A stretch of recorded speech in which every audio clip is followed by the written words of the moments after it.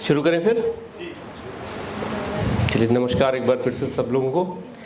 और एक इंटरेस्टिंग चर्चा हम लोग करने जा रहे हैं पढ़ने को लेकर के।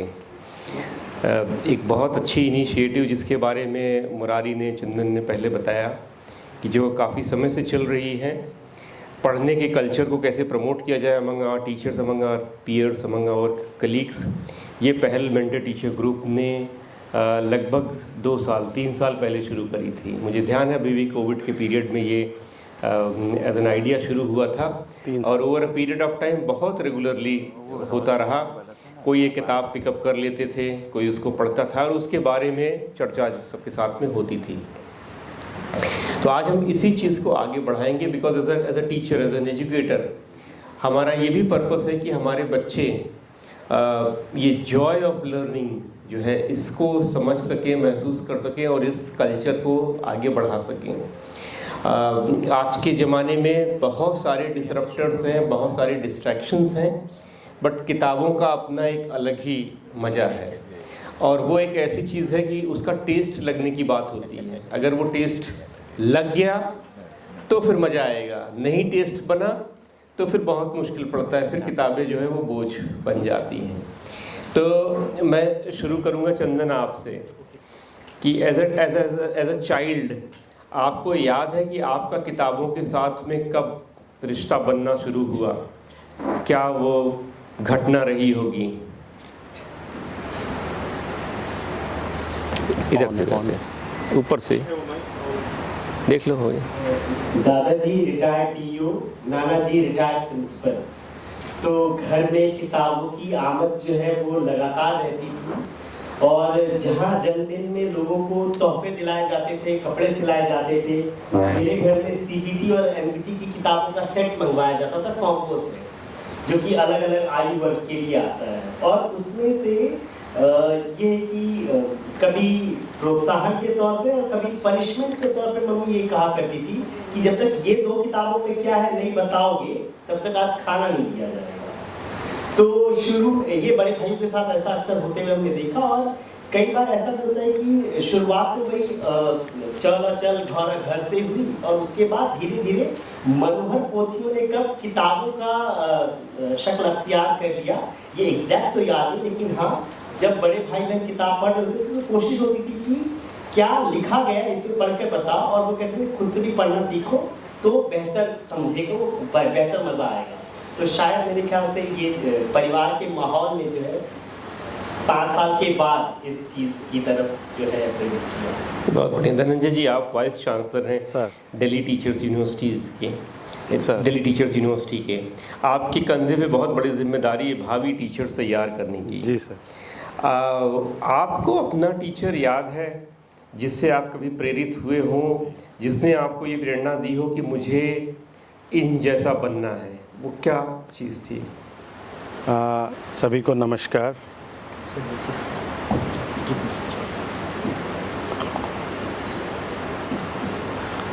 पहले तो सर मैं आपका धन्यवाद करूंगा, आपने अवसर दिया और मैं पूरी team read with a teacher की पूरी जो हमारी टीम है, मेंटर टीचर्स की जो पूरी टीम है, हमारे अग्रज बीपी पांडे जी, हमारे साथी चौबे जी और चंदन और मुरारी जी और सारी ये टीम जो सामने बैठी है जिन्होंने इस कारवां को इतना आगे बढ़ाया और ये डायलॉग जो संवाद है जो आज इस रूप में भी ज़िंदा है कि हम यहाँ पर एकत्रित हैं और अपनी इस चर्चा को आगे बढ़ा रहे हैं।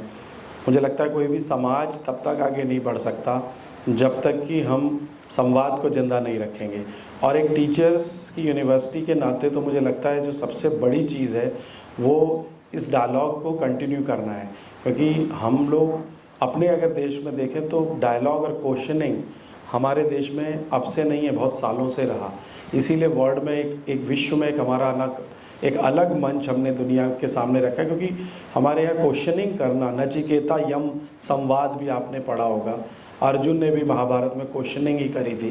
तो लगता है क्वेश्चन जब से पूछना बंद हो गया, हमारे टीचर्स ने जब से क्वेश्चन पूछना बंद करके केवल बोलना शुरू करा और स्टूडेंट से क्वेश्चंस को प्रेरित नहीं किया, जिज्ञासा को बढ़ाना उस क्यूरोसिटी को एरोज करना शुरू नहीं किया, तब तक हम एक अच्छी एजुकेशन सिस्टम को बना नहीं पाएंगे।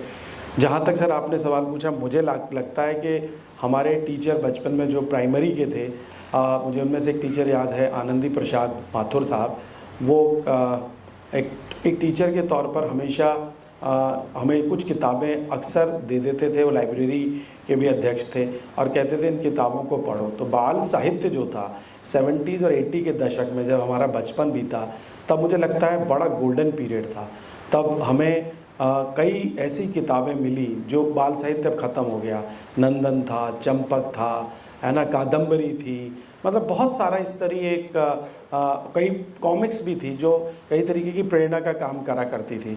तो वो ज़माना था जब एक दूसरे से लेकर के बाल साहित्य हम पढ़ा करते थे कि भाई अपनी पुस्तक दे करके दूसरे से पुस्तक लेके आए, और एक कॉमिक्स का भी बाज़ार था और एक बहुत बड़ी दुनिया थी। मुझे याद है दिनमान में रघुवीर सहाय लिखा करते थे, जिन्होंने लिखा था राष्ट्रगीत का एक्सपायरी डेट बताते हुए कि राष्ट्रगीत में कौन है जो भारत भाग्य विधाता है, फटा सुतन्ना जिसका हर गुण गाता है, टमटम टोपी लाल पहनकर जय जय कौन कराता है। तो मुझे लगता है कि शायद वो जो कथानक था, वो कथानक कक्षा के अंदर वो जो जनतंत्र की असली कक्षाएं थी, वो उस समय में बहुत हद तक ज़िंदा रहती थी। और हम डेमोक्रेसी को क्लासरूम में एक विमर्श के तौर पर सीखा करते थे, और उस पर जो शिक्षकों का जो मुझे लगता है कि वो एक रूप था। बाद में प्रोफेसर कृष्ण कुमार ने और बाद में SP त्यागी सर ने दिल्ली यूनिवर्सिटी में मांझने का काम किया, और मुझे लगता है कि वो साहित्य है जो अब ख़त्म हो गया, उसको दोबारा से रिवाइव करने की सर बहुत ज़रूरत है। हम AI डिजिटल टेक्नोलॉजी में हम आर्टिफिशियल इंटेलिजेंस की बात कर रहे हैं, रियल इंटेलिजेंस को भूल गए हैं। तो मुझे लगता है कहीं ना कहीं हमें फिर से उस रीड विद द टीचर, यानी असली टीचर वही होगा जो किताबों की दुनिया से निकलेगा। मैं कई अपने शिक्षक साथियों से कहता हूँ कि कितने हमारे साथी कभी NBT जाते हैं या कभी जब हमारे यहाँ पर वर्ल्ड बुक फेयर या दिल्ली बुक फेयर लगता है, अपनी जीविका का कितना प्रतिशत किताबों को देते हैं। कितने लोग किताबें खरीदते हैं, क्या खरीदेंगे भी नहीं तो लाइब्रेरी में कितने टीचर्स जाते हैं। तो लाइब्रेरी खोली है, लाइब्रेरी के अंदर कोई है नहीं सर, बात बहुत दूर तक जाएगी, लेकिन मुझे लगता है कि हम यहीं से शुरुआत करें। और अगर हम हमारे ज़माने में meet with the teacher, meet with the author, meet with the writers, ऐसी चीज़ें होती हैं, तो हम अगर DTU में भी ऐसे इस तरह का कोई लिटरेचर फेस्टिवल एक जैसे बड़े होते हैं जैसे, और मुझे लगता है वो अच्छा मंच होता है, ऐसा कुछ हम दिल्ली में भी अगर इस तरह का कोई दिल्ली लिटरेचर फेस्टिवल कराएं। उस पे आते हैं सर आगे। मैं यहीं से अपनी बात को शुरू करूँगा सर। Thank you. मैं और चर्चा आगे बढ़ाते हुए मैं रिक्वेस्ट करूंगा सभी से कि अपनी जो बात हम लोग आज कर रहे हैं, let us confine it to our own personal experience, कि हमने उस चीज़ को कैसे देखा, कैसे महसूस किया, क्या हमने किया।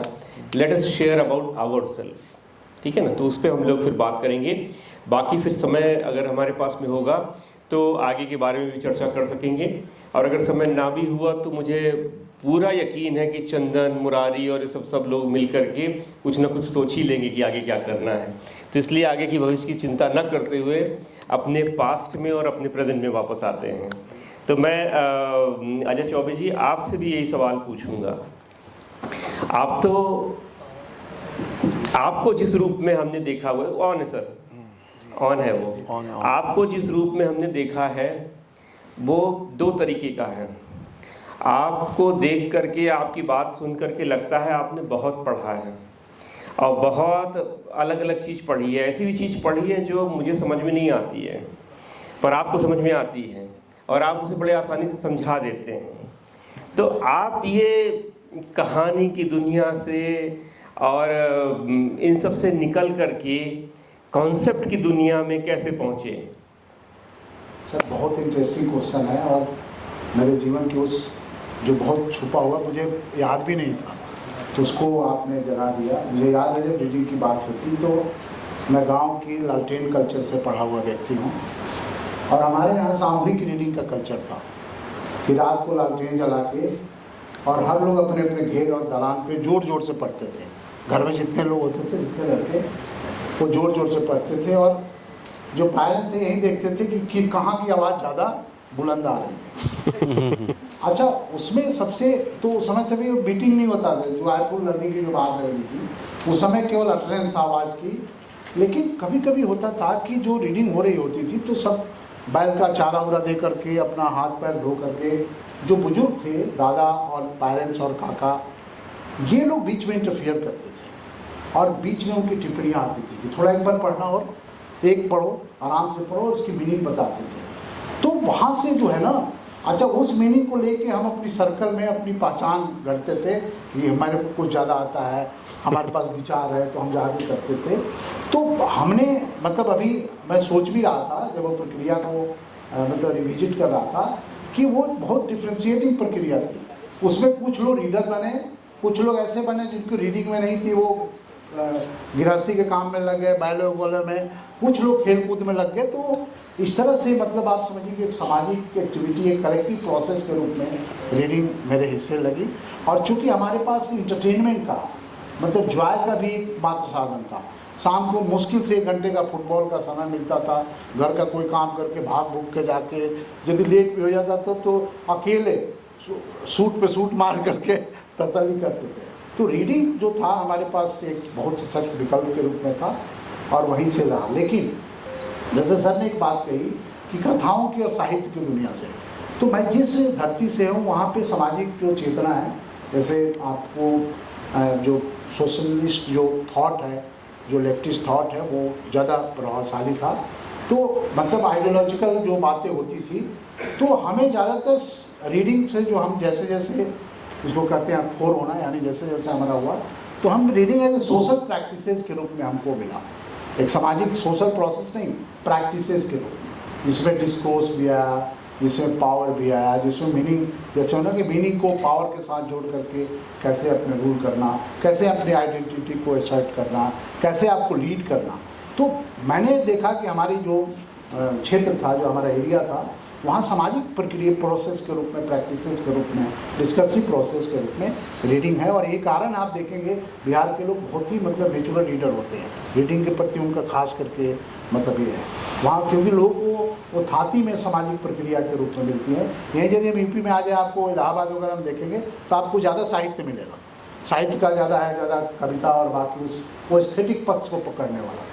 तो ये बहुत खूबसूरत पल है जब आपने सवाल किया और दिया। जी सर। तो ये एक और फिर यही क्रम आगे बढ़ाते हैं, एक और बिहार वाले से पूछते हैं इसी चीज़ को कि पांडे जी, आपने पढ़ना कब छोड़ा? पढ़ना कब शुरू किया वो मैं नहीं पूछ रहा हूँ आपसे, पढ़ना क्यों, कब छोड़ा? कारण ये कि मैं जितने सालों से आपको जानता हूँ, आपको मैंने सिर्फ बोलते और सुनते ही सुना है, पढ़ते नहीं देखा। तो आपने पढ़ना कब छोड़ा? पता नहीं, मैं तो किताबों की दुनिया से अलग हटकर व्यक्ति में पढ़ना शुरू कर दिया था, ये मुझे नहीं पता चला था। और व्यक्ति के जो ज्ञान थे उसको किस तरह से मैं अपने अंदर ला सकता था, वो चीज़ को मैं ढूंढा। लेकिन मैं पहले प्रश्न जो और लोगों से पूछे, मुझे वो बड़ा सुखद दे रहा है। वो जो आप बात किए, जब नीचे ही थे हम लोग, तो जब बात किए तो अचानक वहाँ उस दुनिया में जब पहुँच गए तो मुस्कुराहट सी आ गई कि जब हमारे घर में भक्ति का चुकी होता था, नाना जी रामायण पढ़ते थे, हम लोगों को बिठाते थे, बैठो सुनो, ये होता था। और कभी कभी हनुमान चालीसा की पाठ हो रही है तो छोटे छोटे जो हनुमान चालीसा होते थे वो कई होते थे और उसको छीनते थे, हम नहीं भी पढ़ना जानते थे, छीनते थे। तो वो बगल में देखते थे कौन से में, तो ऐसे ऐसे करके पढ़ते थे और वो छीन कर पढ़ते पढ़ते कब उसको अपना लिए उन चीजों सबको, वो पता नहीं चला। लालटेन कल्चर से भी दूर हटकर हम लोग कई बार ना बाहर बैठकर चांदनी रात में देखते थे कि हमारी रोशनी कितनी तेज है और हम पढ़ पाते हैं कि नहीं चांदनी रात में। तो और समाज में ये भी होता था, जोड़ पढ़ने की जो ये सिलसिला हमारे यहाँ शुरू से है। और आज भी हमने देखा गांव में, आज भी जब हम अभी कुछ दिनों पहले ही अभी गांव में गए थे और इस दशहरा की पूजा में बैठे थे, तो वो छोटे छोटे बच्चे हमारे यहाँ एक हैं नित्यकृत, जो कि नित्य क्या करना चाहिए, क्या श्लोक पढ़ना चाहिए, उस पर हम लोग प्रार्थना कर रहे थे। तो छोटी बच्ची वो नहीं जानती है, लेकिन वो खींच कर वो अपने पास, तो मुझे फिर वही याद आने लगे। और वहाँ उस समय सोशल सामाजिकता ऐसी थी कि सिर्फ हम अपने चाचा से, पिताजी से, माँ से नहीं डरते थे या माँ को सुनाने के लिए नहीं पढ़ते थे, बल्कि हमारे दरवाजे के बगल से अगर कोई बुजुर्ग गुजर गए तो उनसे भी उतना ही लगता था कि ये भी सुने कि हम पढ़ रहे हैं। और ये नहीं होता था कि पढ़ने का कि हम पढ़ रहे हैं, वो फिर अपने घर में जाकर बोले देखो तो वो पढ़ रहा है और तुम नहीं पढ़ रहे। तो ये वाली सिलसिला वो उसके तरफ से मेरे तरफ भी आता था और मेरे तरफ से उधर भी जाता था। और ये पढ़ता तो मैं अभी भी हूँ, और ये नहीं पता चलता है कि मैं पढ़ता कब हूँ। कब किताब से निकलकर आज की दुनिया में तो ऐसे आ गया कि AI में आ गया, लेकिन किताब मेरे पास आज भी है। और मैं एक बार रीड विद ए टीचर मैं उसमें आया भी था और अपने मेंटर टीचर्स ने ही वो किताब लिखी थी, उसको मैं पढ़ा था। और अभी इन्होंने सुभाष चंद्र बोस जी पर किताब लिखी थी जिसमें मैं पढ़ता अब भी हूँ। और पढ़ते पढ़ते सच में जितना मैं किताब से सीखा उससे ज़्यादा मैं आपको हकीकत बता रहा हूँ कि आप लोगों से सीखा है इस ज़िंदगी को। तो मैं सच में किताब से कब व्यक्ति की ओर मुड़ गया पता नहीं। सही कह रहे हैं। इनफैक्ट मुझे अपना क्वेश्चन रीफ्रेज करके पूछना चाहिए था आपसे कि आप सिर्फ किताब ही नहीं पढ़ते हैं, आप व्यक्ति भी पढ़ते हैं, और तभी आप इतनी गहराई के साथ सबको समझ सकते हैं और सबके भावनाओं के साथ अच्छे से रिलेट कर पाते हैं। जब आप अपना ये इंस्टांस बता रहे थे तो मुझे भी ध्यान में आ रहा था, बचपन में हमारे घर में किसी न किसी के पड़ोस में घर में वो मंगलवार को सुंदरकांड का पाठ होता था, और सब बच्चे जितने थे सब हम लोग को ज़बरदस्ती उसमें भेज दिया जाता था कि जाओ। और मुझे अभी भी याद है 4-5 साल की उम्र रही होगी, तो वो छोटी सी वो सुंदरकांड वाली तो पढ़ना नहीं आता था, बट ये था कि बाकी जो लोग बड़े लोग पढ़ रहे होते थे तो उसको खोल करके फिर ये देखना बगल में कि कौन से वाले पेज पर हैं ये, और उसी पेज पर जा करके और फिर वो उंगली के सहारे उसको चलना ना। ये मैं बहुत, मुझे इस वजह से मैं रिलेट कर पाया कि याद होगा आप लोगों ने जब मिशन बुनियाद वगैरह लॉन्च किया गया तो उसमें रीडिंग पेडागोजी पे जब एक गतिविधि करवाते हो आप लोग, रीडिंग मतलब उंगली रख करके पढ़ने वाली चीज़ को, तो मुझे वही चीज़ कनेक्ट आ रहा था कि फिर हम जो सुन रहे थे वो अक्षरों के समूह में कि दिखता कैसा है, तो उसको सुन करके उसको रिलेट कर रहे थे। फिर थोड़े समय बाद में सब नहीं समझ में आते थे तो फिर इधर उधर हो जाता था, तो फिर बगल वाले का देखा जाता था कि कहाँ पहुँचे हुए हैं किसी से। तो वो एक तरीके का अपने आप में एक प्रैक्टिस हो गया था कि कैसे करें। और हर मंगलवार को हमारी माँ जो है वो धक्के मार करके किसी न किसी घर भेज दिया, जिसके भी घर हो रहा होता था वो पहुँच जाओ और उसको फॉलो करो। तो मेरा तो तजुर्बा कुछ इस तरीके का रहा कि पढ़ना सीखना वाली जो गतिविधि है वो उसका शायद आगाज़ यहीं से हुआ था। और भी एक्टिविटीज़ होती थी, स्कूलों में होती थी, वो सब चीज़ें जिन पर मुझे जो याद आ रही है वो यही है। आप में से भी कोई अगर कुछ शेयर करना चाहे कि कुछ तजुर्बे अपने फॉर्मेटिव ईयर्स में, बहुत छोटे आप थे, किस तरीके से किताबों के साथ, पढ़ने के साथ रिश्ता बना था, तो अगर उसको पर्सनली शेयर करना चाहें तो बिल्कुल करिए शॉर्ट में। मुरारी माइक भी दे दीजिए उधर पे, ये दे दीजिए।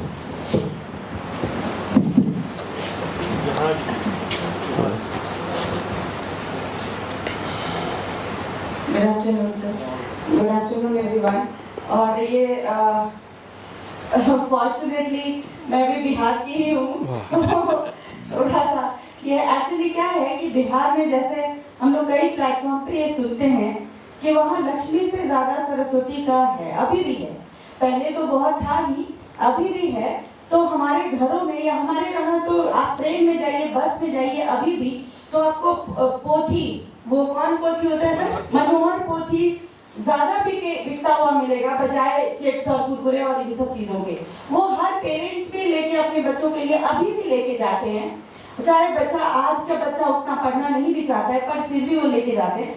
और हमारे यहाँ वो जो कल्चर, जब सर ने कहा तो मुझे बिल्कुल, मैं विजुअलाइज कर पा रही थी। मेरे दादाजी फ्रीडम फाइटर थे और नाना जी सभी, तो हम लोगों को ये जो 2 कान 2 2 दूनी 4 2 3 6 सवैया, हुट्ठा, ड्योढ़ा, पौना, मिनसे, ये सारी चीजें रट के एक बच्चा जो सीनियर हमसे मामा जी या जो भी होते थे वो आगे पढ़ते और संदूक पर में दादाजी या नाना जी बैठे होते और हम लोग नीचे चटाई पे बैठे हुए हैं और चाहे कुछ समझ रहे हैं नहीं समझ रहे, बस रिपीट कर रहे हैं and everybody we knew everything in that.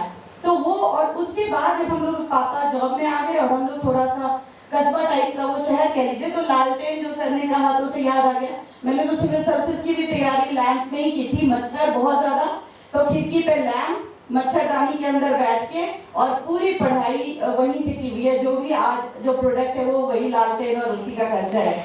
तो इतना स्ट्रगल करने के बाद फिर वो दिन भर की बात याद आ जाती है कि जब वो तपते हैं तो फिर वो निखर के बच्चे आ ही जाते हैं।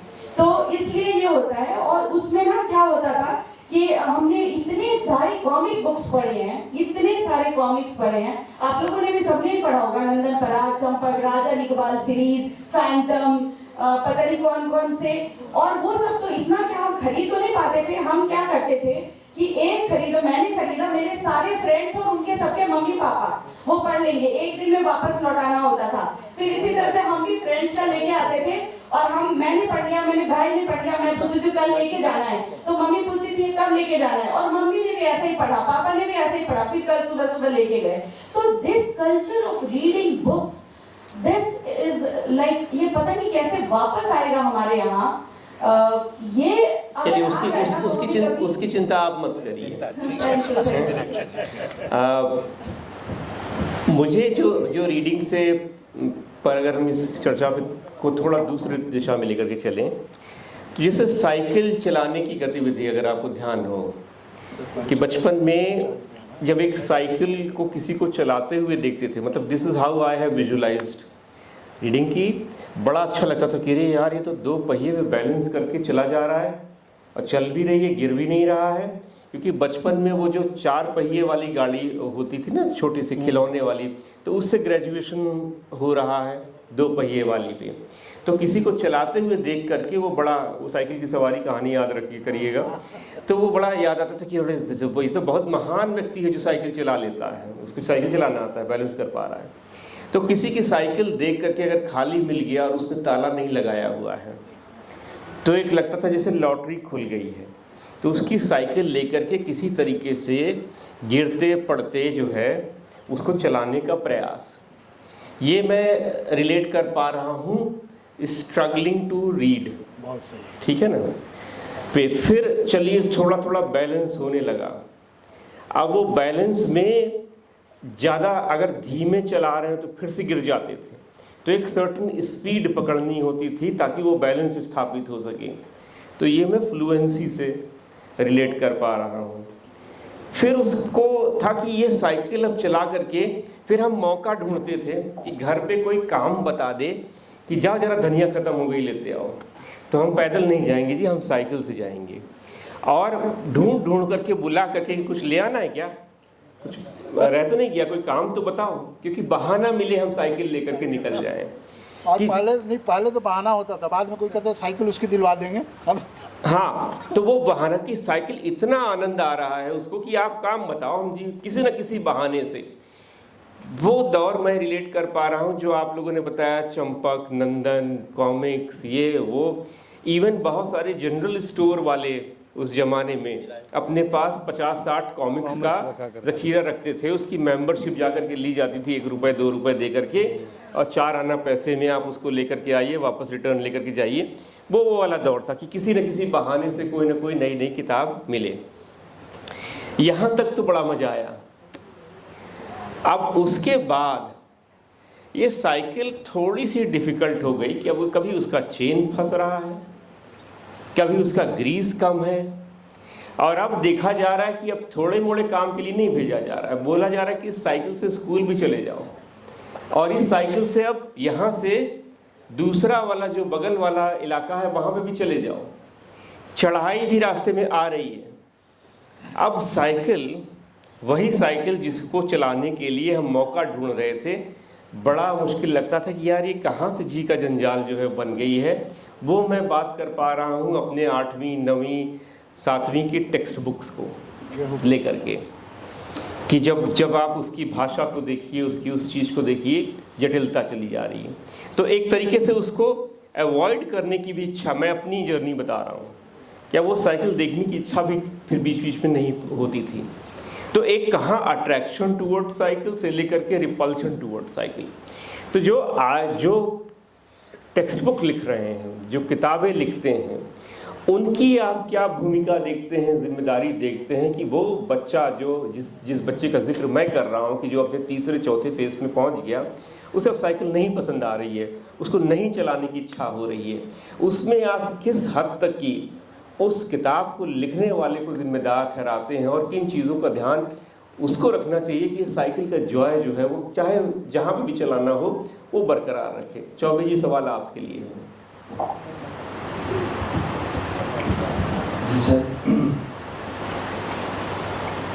सर राइटर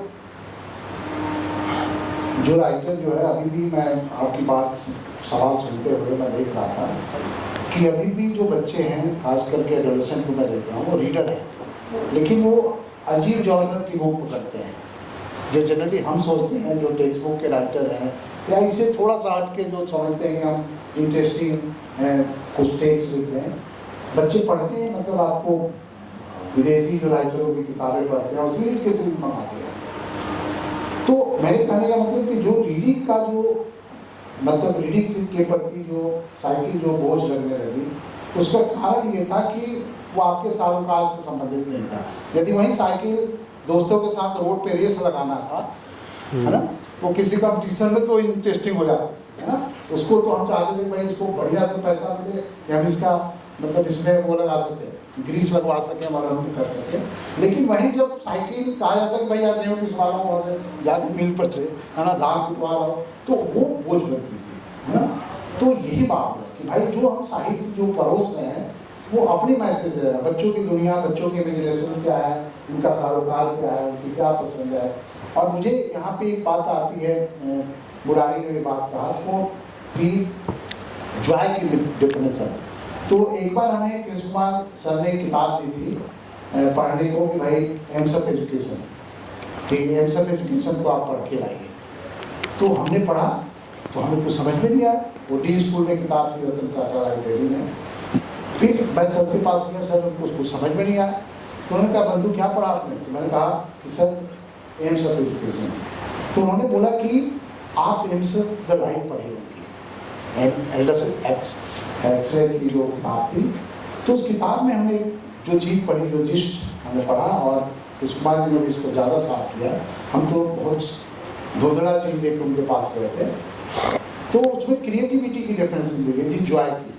कहते हैं कि इंडिविजुअल है द इन्फिनिट डेटा, डेटा मैंने डेटा का singular, individual select from it, उसमें से व्यक्ति अपने हिसाब से सेलेक्ट करता है, देन सिंथेसाइज इट, और उसमें से सेलेक्ट करके उसे सिंथेसाइज करता है, और सिंथेसाइज फॉर यूनिकली करता है, and then for what, for its own gratification.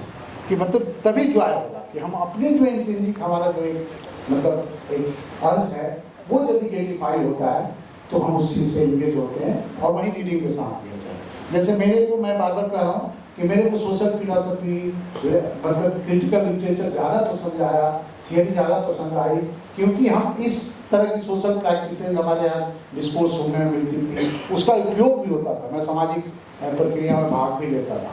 तो इस कारण से भी मैथमेटिक्स भी पढ़ा तो थोड़ा अब्स्ट्रैक्शन हुआ, तो फिलॉसफी कंसेप्चुअल चीज़ें होगी। तो ये बहुत इंपॉर्टेंट है कि जिस रीडर को पढ़ने को मिल रहा है वो क्या मिल रहा है। और एक बात और मैं कहना चाहूँगा कि जो अभी हमारी सर ने जो सवाल पहला पूछा था, इतना रीच मतलब डेटा हमें देता है, इसमें से दो बातें मैं निकालना चाहूँगा यदि हम लोग इसको कंक्लूड कर सकें कि देखिए क्या है, वो एक कनेक्टिव प्रोसेस था, एक सोशल प्रोसेस था, एक फैमिली का प्रोसेस था, एक पड़ोस का प्रोसेस था, एक गांव का प्रोसेस था। स्कूल में ये प्रोसेस नहीं है। बच्चा अपने दोस्तों के साथ, जो बच्चा रीड करता है ना, जैसे मेरी बेटी बहुत रीडिंग करती है, मैं देखता हूँ कि अपने इंस्टाग्राम पे और बाकी फ्रेंड से इन्फ्लुएंस होती है, उनसे बातें भी करती है, अपनी रिव्यू भी लिख करके उसको पोस्ट करती है, ये सारी चीज़ें। तो ये प्रोसेस है इस ग्रुप ने जो बनाया। दूसरा क्या है, उसमें मॉडल होता था कि रोल मॉडल होना होता था। तो उस समय जो एडल्ट होते थे, है ना, या जो नेबरहुड के होते थे, एडल्ट होते थे, तो ये रीड विद टीचर की टीम ने ये दोनों प्रोसेस को पकड़ा है। जो एक भूला हुआ, बिसरा हुआ जो प्रक्रिया थी रीडिंग के, उस एस्पेक्ट को इन्होंने हाईलाइट करके इसको सिचुएट करके एक आंदोलन के रूप में मैं एक ऐड करूंगा सर, फिफ्थ परमिट मैं इसी में ऐड करूंगा। जो साइकिल से आपने बात बोली कि धीरे धीरे वही साइकिल बोझ क्यों बन गई और कैसे हम उसको किताब की दुनिया से जोड़ सकते हैं। सर एक वो वक्त था जब हम किताबों की जो बाल साहित्य था वो बड़ा स्तर का, बहुत क्वालिटी का लिखा साहित्य, बहुत ही ऐसी लैंग्वेज में था, ऐसी उसके अंदर सरोकार थे कि समझ में आते थे। लेकिन जैसे ही मैंने मैथ्स पढ़ना शुरू करा और मैथ्स के जब मैं टेक्नोमेट्री में आया तो मुझे वो शब्द ही मेरे आसपास नज़र नहीं आए। ठीक है, मैंने सीआई में एक प्रोजेक्ट किया मौलाना आज़ाद सेंटर फॉर एलिमेंट्री एजुकेशन में, प्रोफेसर अनिल सतगोपाल और प्रोफेसर जानकी राजन हमारे कोर्स कोऑर्डिनेटर थे। हमने जहांगीरपुरी स्कूल प्रोजेक्ट किया सर। तो हमने एनसीईआरटी की किताबों पर प्रयोग किया कि बच्चे एनसीईआरटी की किताबों से घबराते क्यों हैं और कुंजी और गाइड क्यों पढ़ना चाहते हैं। तो उसका वजह ये था कि जो टेक्स्ट की जो लैंग्वेज है, जैसे मैथ्स में शंभुकार, कुंभाकार, गोलाकार और व्यवकलन, आकलन, मतलब ऐसी हिंदी थी जिसको सामान्य भाषा के हिसाब में जमा घटा नहीं कहा जा सकता। उसके संस्कृत निष्ठ ऐसे ऐसे शब्दों का यूज़ किया गया। ऐसी मैथ्स के अलावा इंग्लिश में भी ऐसे मेटाफर थे जो हमारे आस पड़ोस में नहीं है। तो हमारे जो किताबें लिखी गई वो बहुत ही, या तो एकदम से उसकी लैंग्वेज बच्चों की का जो लेवल होता है उससे बहुत ऊंची तरीके से लिखी। बाद में एनसीएफ के बाद प्रोफेसर कृष्ण कुमार आए तो उन्होंने थोड़ा सा ये कहा कि किताबों की भाषा और समाज की भाषा में थोड़ा जुड़ा होना चाहिए। तो वो साइकिल वहाँ बोझ लगने लगी, क्योंकि हमारी दिल्ली में जो हमारे बच्चे हैं वो एक पूरे लघु भारत को रिप्रेजेंट करते हैं। एक भोजपुरी का बच्चा अगर दिल्ली में रहता है, जहांगीरपुरी में या मंगोलपुरी में, उसको वो इंग्लिश, वो हिंदी की वो टर्मिनोलॉजी नहीं समझ में आएगी जो हजारी प्रसाद द्विवेदी जी की हो। तो हमें किताबों को बच्चों से जोड़ना पड़ेगा। इसी वजह से अरुचि पैदा हुई, इंटरेस्ट खत्म हुआ, क्यूरियोसिटी खत्म हो गई और धीरे धीरे हम बहुत दूर चले आए। तो आपने बहुत अच्छा सवाल किया। थोड़ा सा ये भाषा वाली बात तो हम और आप कुछ अनुभव भी किए थे। मुझे याद है कि जब हम सीआरडीपी में गए थे एक सेशन में और सर भी हमारे साथ थे, और ये शाहदरा के पास जो गांधी मेमोरियल जो स्कूल है उसमें हम लोग गए थे और वहाँ हम लोग एक ऑब्जर्व करने गए थे क्लास को, 10th क्लास का था तो, और साइंस पढ़ाया जा रहा था। उसमें शब्द आया था मुकलन। मुकलन अभी भी इनको याद होगा, मुकलन। अब वो बच्चे को पूछा गया कि मुकलन, अरे वो धरने से ब्लैक बोर्ड पर सारा शब्द लिखा हुआ है उनका, बहुत सारे ऐसे शब्द थे जो कि बच्चे कनेक्ट ही नहीं कर पा रहे थे मुकलन क्या है। तो फिर इन्होंने कहा कि ये मुकलन क्या है, तो वो बताए, टीचर भी ठीक से नहीं बता पा रहे थे। तो वो जो है ना, ये भाषा के जो ये हैं जिससे कि बच्चे कनेक्ट नहीं हो पाते हैं, और कनेक्ट नहीं होते हैं तो उस सब्जेक्ट के प्रति इंटरेस्ट नहीं होता है। दूसरा चीज, एक चीज और भी मैं ये कहूँ कि जैसे कि अभी सर ने जिसकी शुरुआत की थी, जब इन्होंने आपको बचपन की ओर ले गए जहां से आप शुरुआत किए थे, आप लोग सभी इंगेज हो गए उसमें, सभी वो सोचने लगे, सभी अपनी जिंदगी को देखने लगे। क्या ये हमारी जो टेक्स्ट बुक है ये अपनी जिंदगी की ओर झांकने की ओर नहीं है? क्या बात। अपनी जिंदगी की ओर अगर वो झांकना शुरू कर दे, उससे रिलेट करना शुरू कर दे, उस भाषा को भी ले आकर शुरू करे, तो ये मजा आ जाएगा, उसी में मजा आएगा।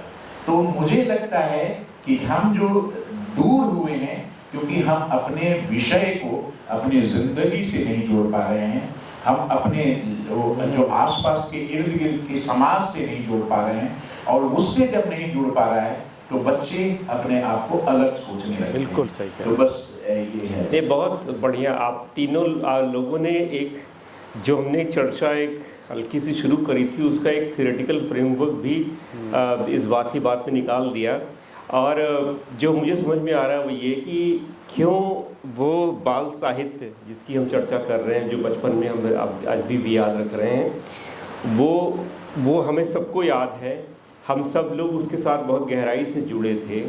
और फिर उसके बाद जब हम मूव करते हैं अपने स्कूल में, हायर क्लासेस में, अपने करिकुलम के साथ इंगेज करते हैं, तो एक तरीके से मुझे जो, अगर मैं with the risk of over simplifying अगर मैं ये कहूँ कि वो जो अप्रोच थी बाल साहित्य की वो ज़्यादा इंक्लूसिव थी, कि उसमें हर चीज़ का कि कैसे हम इंगेज करें।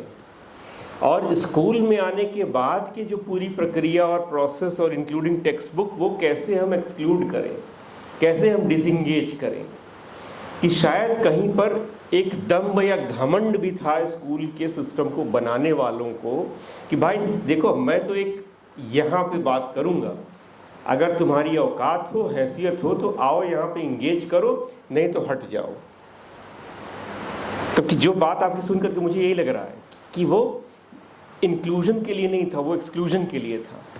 जबकि जब हम चंपक, नंदन, कॉमिक्स उसको लेकर के जा रहे थे, तो both from the creation as well as distribution के पॉइंट ऑफ व्यू से अगर हम देखें तो सब लोग सहभागिता थी सब लोगों की, और उसको कैसे इंक्लूड किया जाए कि बच्चे ज़्यादा से ज़्यादा उसको लेकर लें और उसको पढ़ सकें।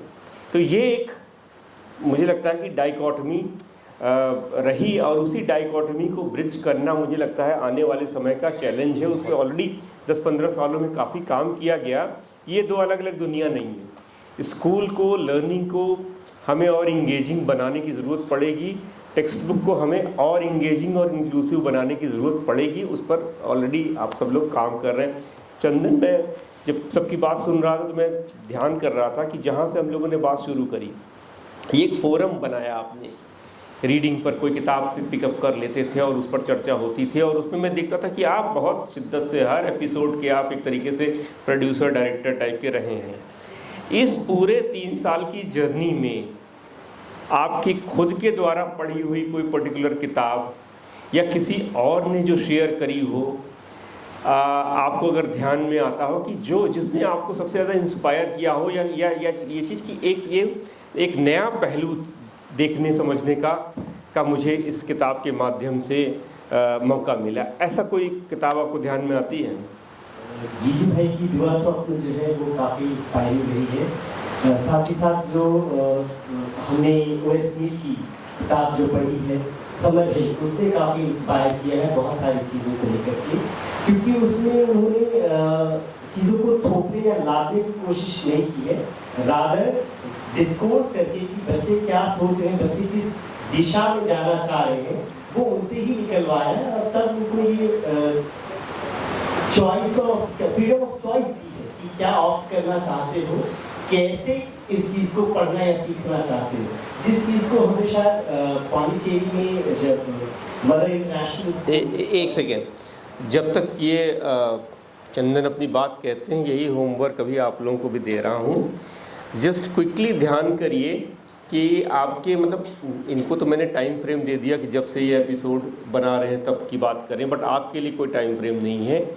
आप अगर कोई एक किताब जो आपको लगती हो कि जो आपको सबसे ज़्यादा इंस्पायर करी है जिस किताब ने, ध्यान करें और क्यों इंस्पायर किया, मतलब what is one key takeaway that you can share, वो ध्यान में रखें। बस एक सेंटेंस में, बहुत लंबा चौड़ा उसका व्याख्यान पूरे बुक रिव्यू नहीं करने की ज़रूरत है, वो ध्यान में रखें और शेयर करना चाहें तो इस चर्चा के बाद we will take it up.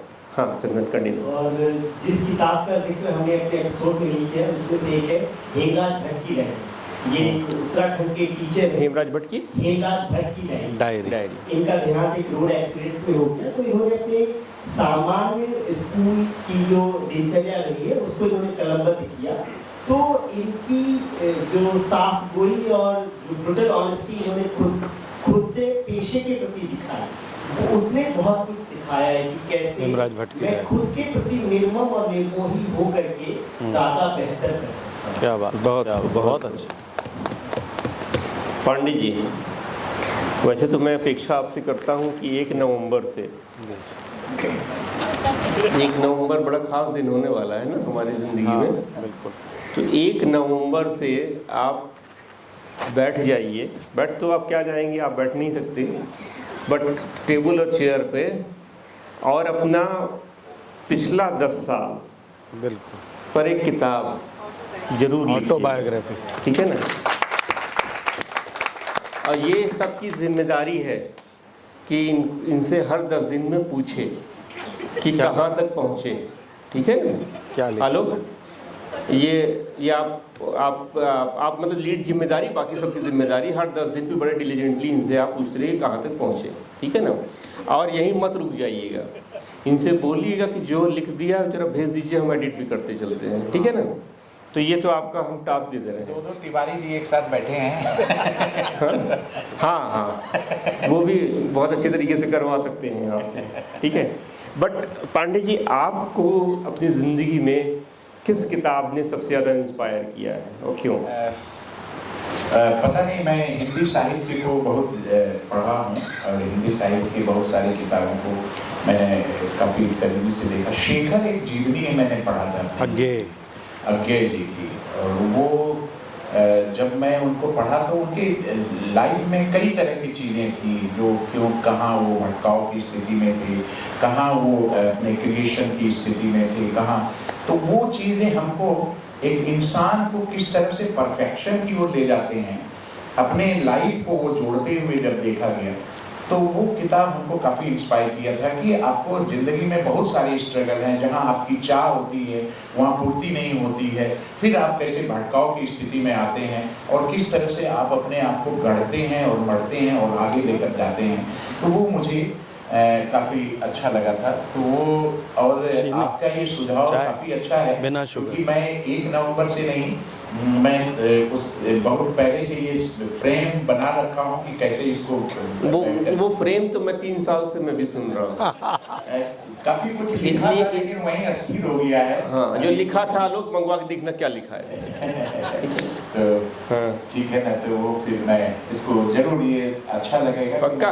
तो मैं टाइम फ्रेम भी दे रखा हूँ कि आप 10-10 दिन पे आप इसको रिव्यू करिए और कोशिश करिए कि ये 1 अप्रैल 2025 तक की मैन्यूस्क्रिप्ट पूरी तैयार हो जाए, ताकि इसको हम लोग 15 अगस्त के आसपास जो है वो विमोचन कर सकें। ठीक है, क्या बात है। मैं तो 15 अगस्त नहीं, टीचर्स डे 5 सितंबर को। क्या बात, ठीक है ना? बहुत से मैं तो आज मैं बहुत टाइम दे रहा हूँ, मतलब पांडे जी को इतना साल भर दे। हाँ, तो सोचिए नवंबर से लेकर सितंबर तक का, मतलब उसमें छप करके हम लोग पब्लिशर वगैरह से भी बात कर लेंगे कि कौन छापेगा इस चीज़ को, बट लिखना तो आपको पड़ेगा ना, पब्लिशर थोड़ी ना लिखेगा। निकालिए 100 रुपये दीजिए। तो कोई नहीं भाई, सारे लोग हैं जो कि ये करेंगे। मैं इतने सारे, देखिए मुरारी ने रिकॉर्डिंग की भी व्यवस्था करवाई है, तो ये रिकॉर्ड हो गया है, तो ऐसा नहीं है कि आप ये डिनाई कर सकते हैं कि ऐसा नहीं हुआ है। टाइम फ्रेम के साथ सब कुछ तय हुआ है। एक तो आज मैं दिव्या सिंह का जो अभी आर्टिकल छपा है NCERT में, आज मैंने इसका भी आर्टिकल पढ़ा मेंटरशिप पर, बहुत ही अच्छा लिखी हो दिव्या तुमने, मैं देखा हूँ अभी आज के आर्टिकल में।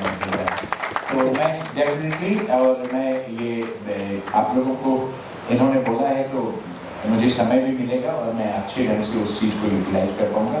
और मोस्ट प्रोबेबली आप जिस समय फ्रेमवर्क उसके पहले ही आपको एक कॉपी दे देंगे कि आप देखकर उसमें कुछ चेंज कर सकते हैं। ठीक है धनंजय जी, आपकी फेवरेट बुक और क्यों? सर, मैंने बहुत किताबों का अध्ययन अपने जीवन में किया, पर महात्मा गांधी की माई एक्सपेरिमेंट विद ट्रुथ, सत्य के साथ मेरे प्रयोग, मुझे एक बहुत ही बेबाक किताब नज़र आई कि कैसे एक व्यक्ति मोहनदास करमचंद गांधी से महात्मा गांधी बना। बड़ी साफ गोई, बड़ी बेबाकी के साथ उन्होंने अपने संस्मरण लिखे हैं, अपने को कैसे उन्होंने मांझा समय के साथ साथ क्या क्या घटित हुआ। तो उनकी ये जो ऑटोबायोग्राफी है वो बहुत अपील करती है मुझे। बहुत बढ़िया। चौबे जी आप? मैंने पॉल फ्रेरे की पेडागोजी ऑफ ऑपरेस्ट, जीरो की किताबें पढ़ी है, हेवी जीरो, मैक्लारन, तो क्रिटिकल स्कूल ऑफ थॉट की मैंने ज़्यादा पढ़ी है। और दूसरा जो एस्पेक्ट है वो मैंने बुद्ध को ज़्यादा, क्योंकि मैं विपासना को प्रैक्टिसाइज करता हूँ, तो बुद्ध का भी, और उसमें से कृष्णमूर्ति भी आते हैं। तो और मैं कोशिश भी करता हूँ कि प्रैक्टिस भी इस कंपैशन और क्रिएटिव जो पेडागोजी है, क्रिटिकल पेडागोजी, इसके बीच में, और जो रीडिंग एज एमेंसिपेटरी रीडिंग की मतलब चीज़ें होती हैं। Thank you sir, thank you. आप में से कोई शेयर करना चाहे कौन सी किताब और क्यों? अशोक जी, अपनी किताब मत बता दीजिएगा, आपने बहुत किताब लिखी हुई है। जय कृष्णमूर्ति की किताब है शिक्षा क्या है, वो यहाँ पे रीडिंग भी हुआ था, तो उसमें बस एक जो चीज़ मुझे बहुत अच्छी लगी, बहुत सारी चीज़ें अच्छी हैं उसके अंदर, लेकिन जो सबसे अच्छी लगी कि वो टीचर से कह रहे हैं कि मैं, अगर आप बच्चे को नहीं पहचान पा रहे तो आप एक अच्छे टीचर नहीं हो सकते। That is one thing. Second thing ये कि अगर बच्चा जो है आपके तरीके से नहीं सीख पा रहा है, तो आपको चाहिए कि आप बच्चे का तरीका अपनाएं। ये चीज है। बहुत बढ़िया। और कोई शेयर करना चाहिए? उधर ही रखे रहिए, कोई और। मैं वैसे साहित्य का विद्यार्थी हूँ, तो एक साहित्य की किताब है निराला की लिखी हुई बिल्लेसुर बकरिया उपन्यास है। उस किताब के साथ ही मैंने पढ़ी थी, रामविलास शर्मा ने लिखी थी निराला की साहित्य साधना। मतलब नायक का एक जो ढांचा है कि नायक ऐसा होता है, मेरे सामने वो भरभरा के गिरा। और एक व्यक्ति जो अपने गांव में किसी तरह स्ट्रगल कर रहा है, वो कैसे नायकत्व को प्राप्त करता है, उसकी जर्नी क्या है। मतलब बिल्लेश्वर नाम था और वो बिल्लेश्वर बकरिया हो गया, बकरी चराते हुए कैसे वो नायक के रूप में उभरा। तो वो कहानी मतलब वो उपन्यास मुझे इतना प्रभावित कर गया कि मुझे ऐसा लगता है कि शिक्षण वास्तव में क्या है, ये उस किताब से ही शुरू हुई। उससे पहले मैं पढ़ाना शुरू कर चुका था, कोचिंग में पढ़ाता था इलाहाबाद में, लेकिन कोचिंग में पढ़ाते हुए सही तरीका क्या है और जीवन से कैसे पाठ को जोड़ा जाए, वो समझता है। बहुत बढ़िया। और कोई? हाँ सर आ रही है। So I remember Escape from बेटा Childhood. मीठी मीठी नहीं चाहिए, बहुत मीठी ही चाहिए। profounding revelations थे उस बुक के अंदर। हम लोगों को as adults एक OCD होता है छोड़ दीजिए उसको, कि हमें उन्हें छोड़ दीजिए मैडम। बहुत सारी चीजों को लेकर आज ये वो टॉकिंग मत रखिए, छोड़ दीजिए, यहीं छोड़ दीजिए। उसके अंदर इतना अच्छे से लिखा हुआ था to give them the autonomy कि वो पैसे कैसे खर्चें, दे डिसाइड कि वो अपनी लाइफ कैसे जिएंगे, अपनी मतलब you don't need to give them money, और अगर उनके पास पैसे हैं तो उन्हें पता होगा कि मुझे कैसे खर्चना है। उनके पास ये राइट टू वोट भी हो। So it was amazing to read कि हमें लग रहा है कि we need to control and somewhere we are thinking they are not mature enough to decide. That was a big revelation for me. Thank you. कोई और? हाँ madam, उधर दीजिए। अनिता सो दो किताबें, एक तो स्वामी दयानंद की लिखी हुई सरदार प्रकाश, और जैसा कि हम लोग के यहाँ पर एक आम जो हम पुराने समय से भी सीखते हैं कि मातृदेवो भव, पितृदेवो भव, आचार्य देवो भव। तो बहुत अच्छे से समझाते हैं कि माता होना, जन्म देना ही केवल माता नहीं है, माता निर्माता भवती। तो हम जब संतान पैदा करते हैं तो हमें उसका कैसे निर्माण करना पड़ता है एज शिक्षक और एज माता, तो बहुत अच्छे से मैंने वहाँ पे जानना। और एक जितु कृष्णमूर्ति की फिलॉसफी हमेशा एजुकेटिंग द एजुकेटर, जहाँ पे हम ये अच्छे से समझ पाते हैं कि मुझे खुद पे ही काम करना है, बच्चों के लिए एज अ टीचर मुझे खुद पे काम करना है, तो मुझे खुद का डेवलपमेंट करना है। और कोई? बबीता को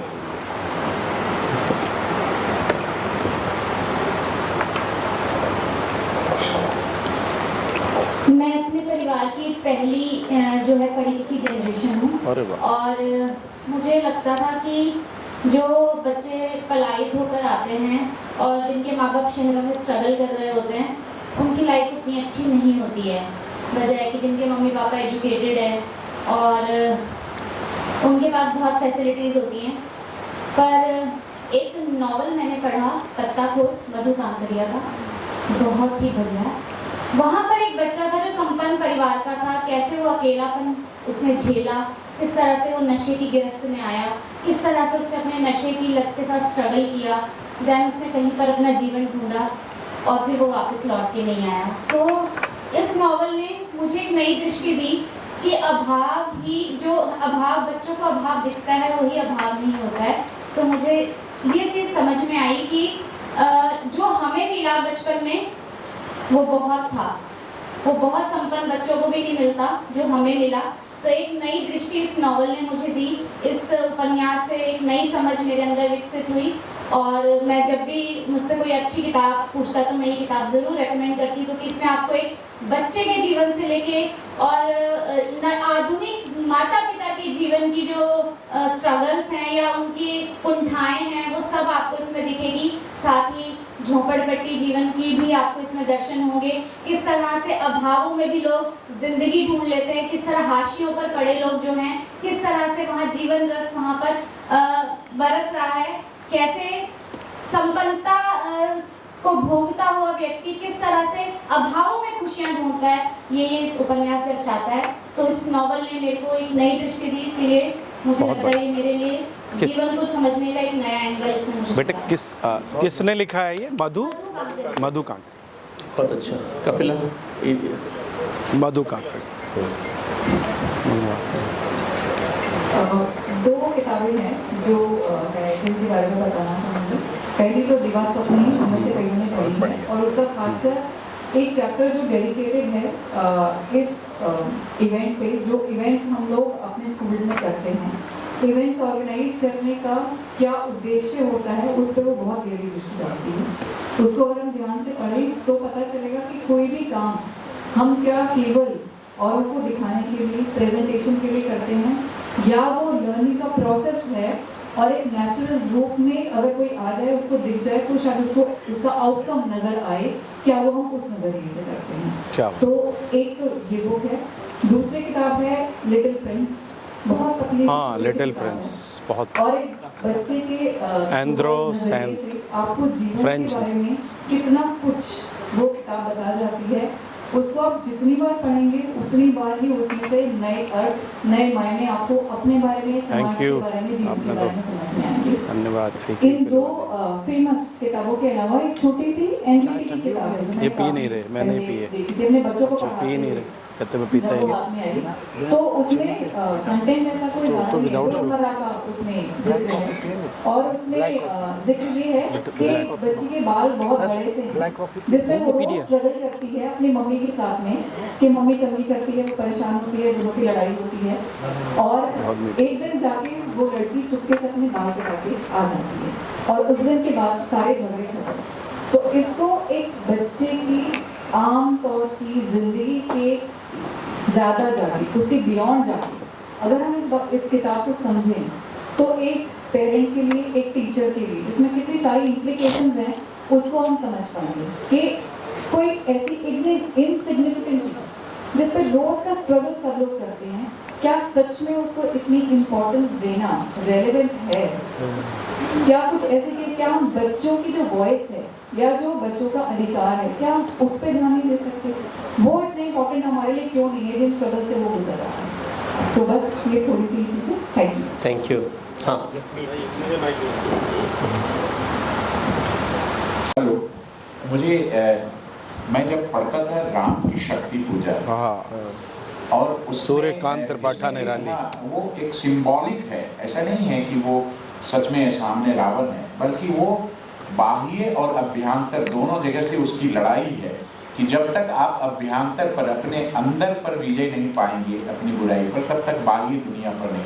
तो एक कैसे परफेक्शन की ओर ले जाते हैं वो, जब तक अपने अंदर के अहंकार को, अपने अंदर की चीज़ों को, बुराई को नहीं मारते हैं, और जब तब तक वो आप अचीव नहीं कर पाते हैं।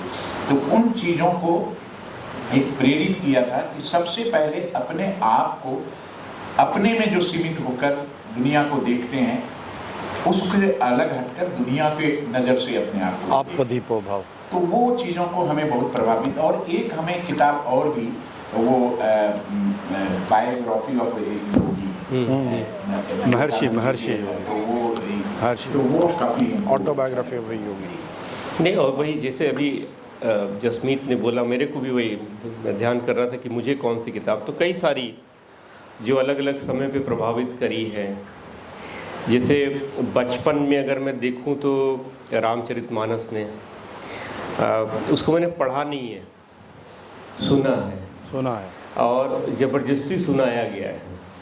तो इस वजह वो उसने काफ़ी प्रभावित किया कि इन टर्म्स ऑफ लाइफ की कोई भी सिचुएशन को आप इमेजिन करिए, उसका कहीं ना कहीं किसी न किसी रूप में उसका रेफरेंस आपको उसमें मिल जाता है।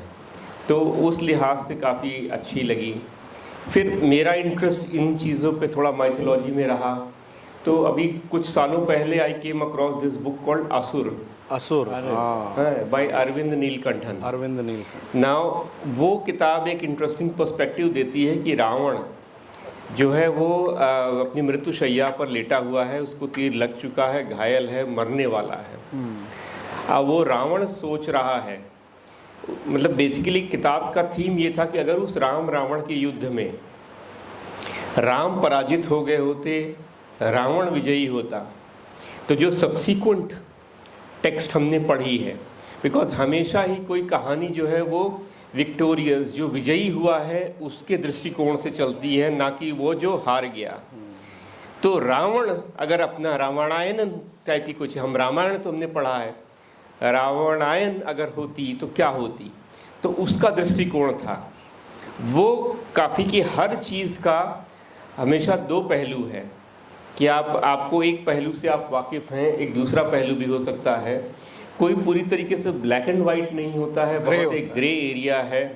ठीक है, हमें एक नायक प्रोजेक्ट करने के लिए किसी को खलनायक बनाना ये ज़रूरी नहीं है। मतलब ये सारे दिमाग में साथ साथ जब पढ़ रहे होते तो कुछ कुछ एक स्टोरी भी चलती है, and that is the beauty of reading. किसी ने बहुत अच्छे से बताया कि आप कभी कोई पिक्चर मत देखो। अब जैसे हैरी पॉटर है तो आप पढ़ो उसको, आप देखो मत फिल्म जो है, बिकॉज जब आप फिल्म देखते हो तो वो जो डायरेक्टर है ना उसके इमेजिनेशन को आप देख रहे हो। जब आप पढ़ रहे हो खुद तो वो आपका इमेजिनेशन आता है। तो why you should borrow someone else's imagination when you have the gift of your own imagination.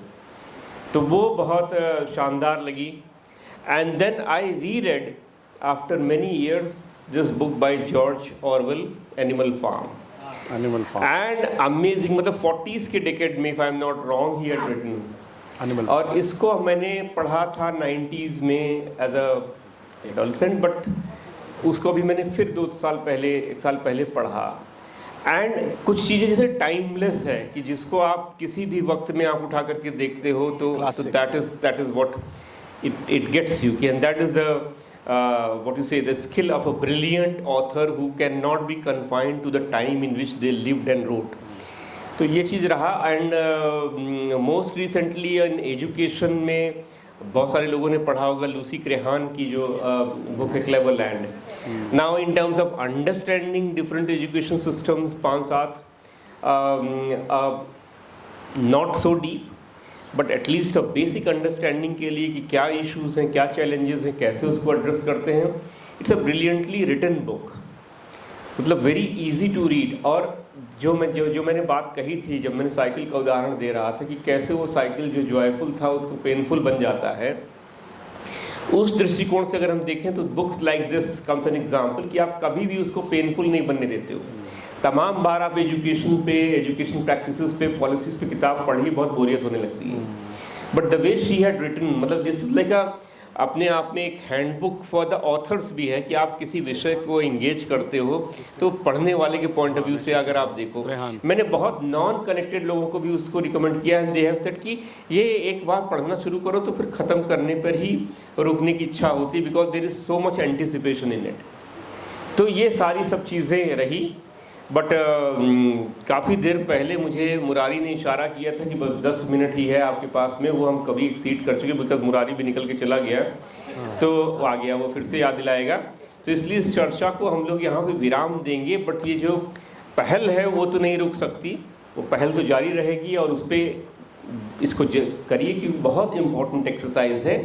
एक होमवर्क मैं आप लोग को लास्ट दे रहा हूँ जो अभी के लिए नहीं, जब हम लोग नीचे बैठे चर्चा कर रहे थे तो जब Murari was giving the introduction तो किस संदर्भ में ये ख्याल मेरे जहन में आया मुझे नहीं ध्यान है, मैं भूल गया हूँ, बट टास्क मेरे जहन में था कि हमने हिस्ट्री ऑफ एजुकेशन तो पढ़ा ही होगा, सब लोग बीएड में पढ़ाते हो आप।